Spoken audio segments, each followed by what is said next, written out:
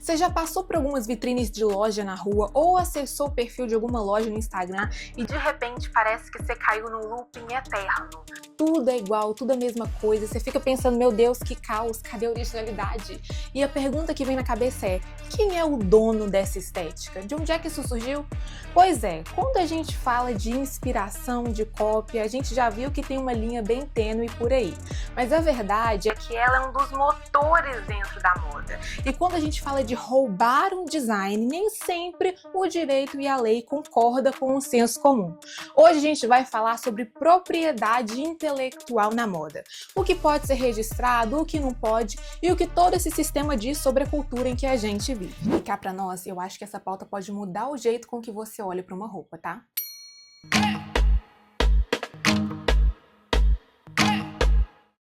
Não acredito que eu esqueci a abertura, gente. Peraí, deixa eu corrigir. Oi, eu sou a Esther e esse é o Teca Talks, um espaço em que a gente fala muito e sobre muito. Pronto, agora a gente pode começar. A pergunta que vai dar o pontapé inicial para a nossa conversa, na verdade, é a base de uma pauta antiga que é o seguinte: moda é arte? Se for, ela tinha que ser protegida pelos direitos autorais, como as músicas, os livros, os filmes. Só que, historicamente, para o direito, isso não acontece desse jeito, pelo menos não da mesma forma. Em 2006, dois professores do Departamento de Direito da UCLA, a University California of Los Angeles, Universidade da Califórnia em Los Angeles, virou Google Tradutor agora, né, querida? Mas enfim, chamados Carl Rustiala e Christopher Springman, publicaram um artigo que se tornou uma verdadeira referência quando o assunto é propriedade intelectual no mundo da moda. O nome do artigo é The Piracy Paradox, Innovation in Intellectual Property in Fashion Design, que no português, né, traduzindo mais uma vez o Google Tradutor, quer dizer o seguinte: o paradoxo da pirataria, inovação e propriedade intelectual no design de moda. E o argumento deles é bastante ousado, mas eu achei particularmente muito interessante.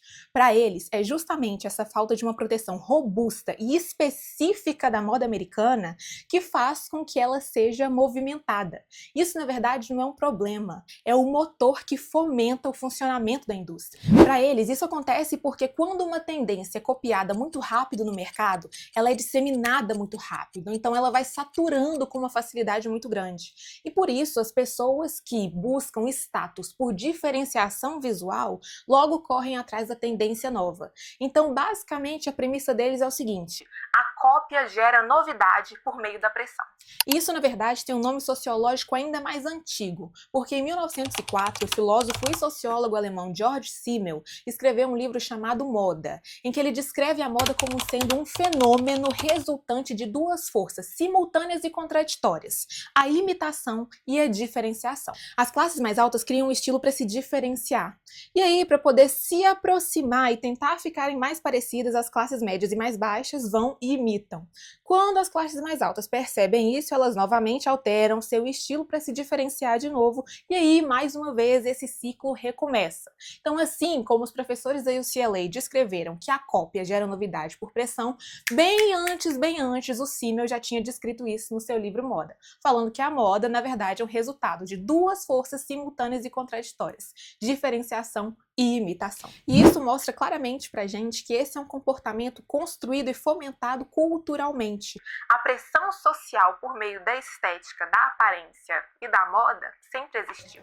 E o que George Simmel e o Carl Rustiala e o Christopher Springman, os professores da UCLA, descreveram, mesmo que em tempos diferentes, foi o motor disso tudo, que muita gente considera como sendo um problema. Então, quando você vê a Shein supostamente copiando a Zara, que por sua vez lança uma peça que é parecida com uma criação da Balenciaga, da Bottega e por aí vai, na verdade você só tá vendo esse motor funcionando numa escala industrial e cada um pro seu público-alvo. E é nessa altura do campeonato que a gente vai apertar um pouco essa conversa e levantar uma questão que é importante. Em algum ponto desse ciclo todo tem alguém sendo lesado? E se tem, o direito consegue reparar esse dano e proteger, evitar que outros futuros aconteçam? E para responder isso a gente vai entrar um pouquinho no campo jurídico, mas eu prometo que sem juridiquês. Vem! Aqui no Brasil, a proteção das criações intelectuais é regulada principalmente por duas leis. A Lei nº 9.279 de 96, que é a Lei de Propriedade Intelectual, que cuida de marcas, patentes, desenhos industriais e afins, e também a Lei de Direitos Autorais, que é a Lei nº 9.610 de 98, que protege obras artísticas como fotografias, músicas, filmes e também obras literárias. O problema é que a moda existe numa zona meio cinzenta entre essas duas coisas, entende? Vocês lembram na nossa pergunta lá no início do vídeo se moda é arte? Pois é por aí que a conversa começa a ficar um pouco complicada.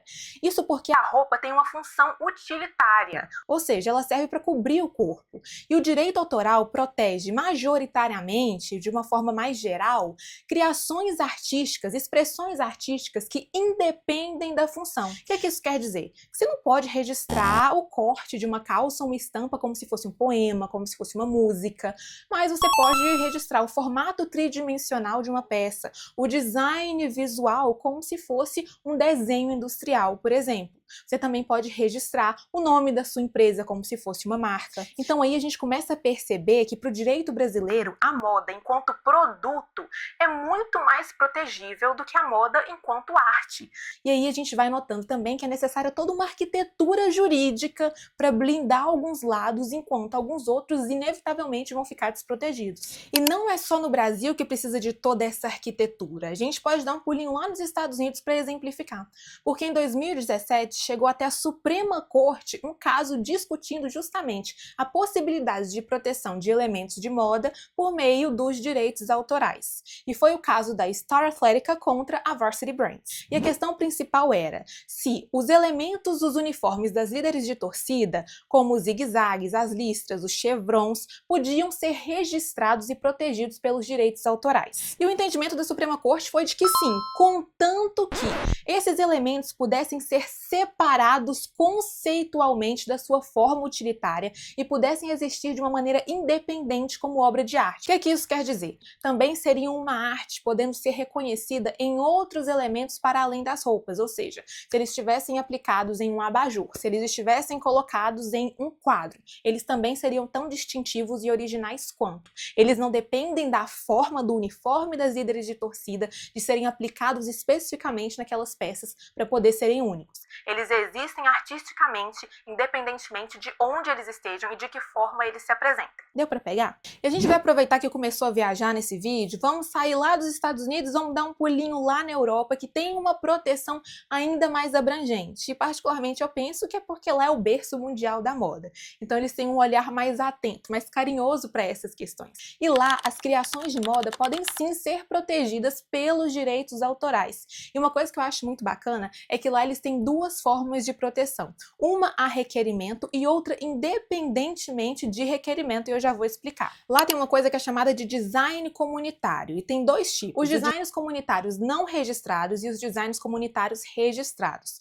No caso dos não registrados, eles protegem uma criação autoral por 3 anos a partir do momento em que aquelas peças, aquela criação é disponibilizada pela primeira vez para o público da União Europeia e protege contra o uso indevido e também contra a cópia intencional. Já o design comunitário registrado é um requerimento que a pessoa faz para que aquela peça seja efetivamente registrada. E a proteção nesse caso é de 5 anos, podendo ser renovada por 4 vezes, totalizando 25 anos de proteção a requerimento. Eu acho essas formas de interpretar muito interessantes. Um dia eu ainda quero fazer um curso, uma pós, um mestrado. A gente vai evoluindo, né, gente? Comecei um curso, uma pós, um mestrado, a coisa ela vai crescendo, mas quando a gente gosta de uma coisa, a gente quer estudar, a gente quer entender. Eu acho muito bacana como em cada canto do mundo, a interpretação com base na história, na cultura, no que aquele lugar valoriza é totalmente outra.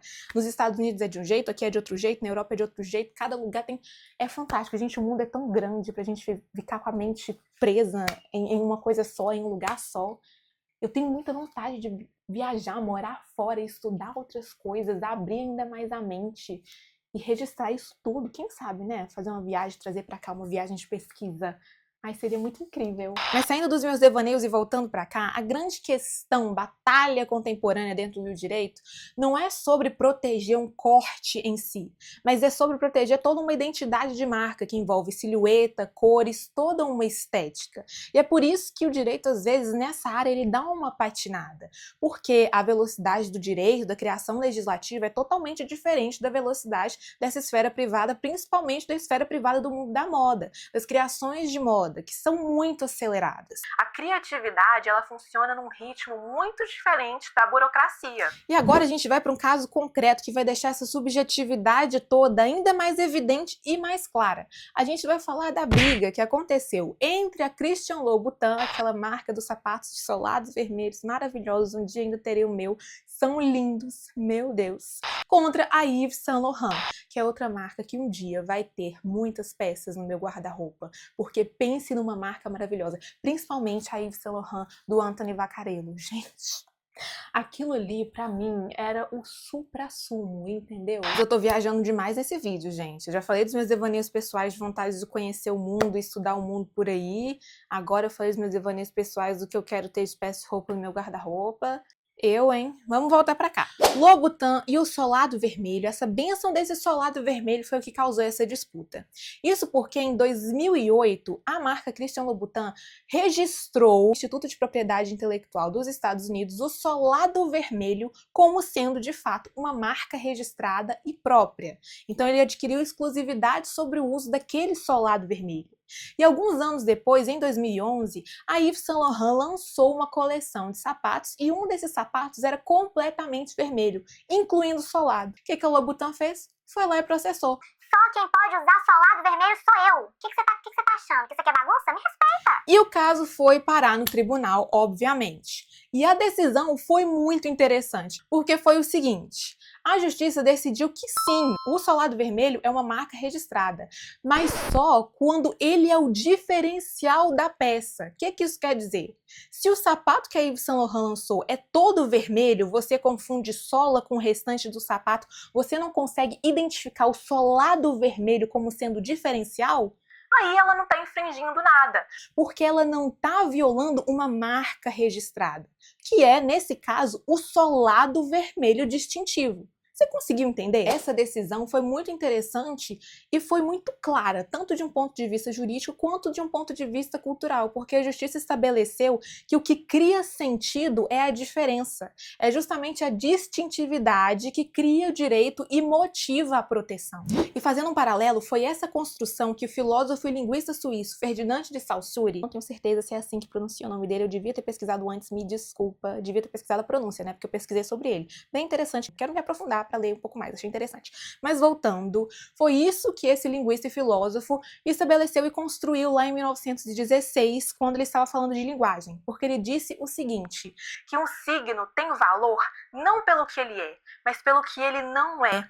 E trazendo essa construção para dentro desse contexto que a gente está falando, especificamente esse microcontexto da discussão entre a Louboutin e a Saint Laurent, o solado vermelho do sapato da Christian Louboutin só tem todo esse peso justamente porque ele não é um sapato inteiro, porque ele é um ponto distintivo e, inclusive, de marcador de status social. E quando a gente fala de marcação, diferenciação social, a gente sobe mais um degrau na escada da nossa conversa. Porque se quando a gente estiver falando disso, de cópia, de diferenciação social, de busca por imitação, enfim, a gente começar a falar não de uma estética, de uma peça específica, de uma marca específica, mas sim de uma estética que ela vem de uma cultura inteira. Quando algumas marcas lançam coleções com padrões que são muito parecidos com o dos tecidos quente, dos bordados otomi, que também são conhecidos como temangos, ou estampas com padronagens muito parecidas com os desenhos e iconografias indígenas brasileiras, e isso sem autorização, sem reconhecimento, sem parceria, crédito, pode não caracterizar uma violação no sentido jurídico, mas não quer dizer que isso não represente uma extração cultural. E aí, como é que a propriedade intelectual está equipada para lidar com isso? Se é que ela está, entende? Por isso eu quis apertar um pouquinho mais essa conversa. A gente precisa refletir. E não falando de apropriação cultural de um jeito banalizado, como as pessoas acham que é mimimi e tal. A gente precisa, sim, reconhecer que algumas coisas que são feitas, algumas identidades culturais mesmo, são ridicularizadas por muito tempo, são marginalizadas por muito tempo, até que de repente um outro grupo social passe a usá-las como se fosse um item de moda e repentinamente elas são valorizadas, sabe?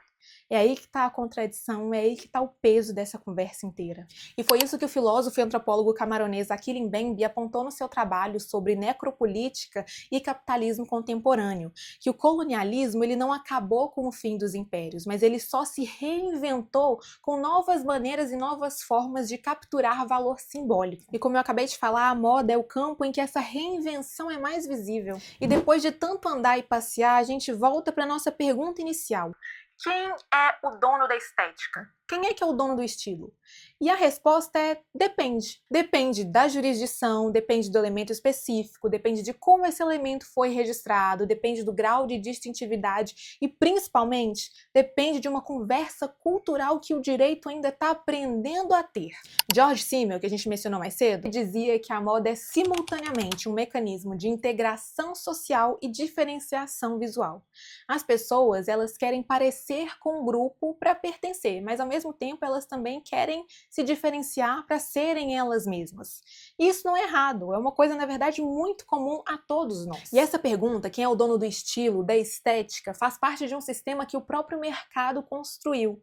E isso, na verdade, é o esperado, porque o Piracy Paradox só é perpetuado porque ele funciona para a indústria como um todo. Só que quando esse sistema opera sem consciência, quando quem imita sem saber o que está imitando, quem criou, qual foi a verdadeira inspiração por trás, só faz por fazer, essa pessoa só está usando a linguagem sem saber sequer o que ela está dizendo. Na verdade, a maioria da moda, principalmente quando a gente fala de grandes marcas, funciona assim, tá?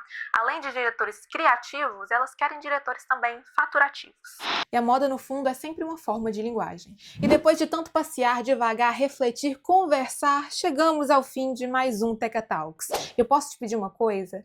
Se esse vídeo fez você olhar para uma vitrine de um jeito diferente, ou passear pelo feed do perfil de uma loja com um olhar um pouquinho mais atento, me conta nos comentários e encaminha ele para alguém que você acha que vai gostar dessa conversa também. E os comentários também estão abertos para você me contar se você já teve essa dúvida. Quem é o dono precursor de uma estética que você tanto gosta? Eu vou adorar saber. Eu sou Esther Martins e esse foi o Teca Talks. Até o próximo!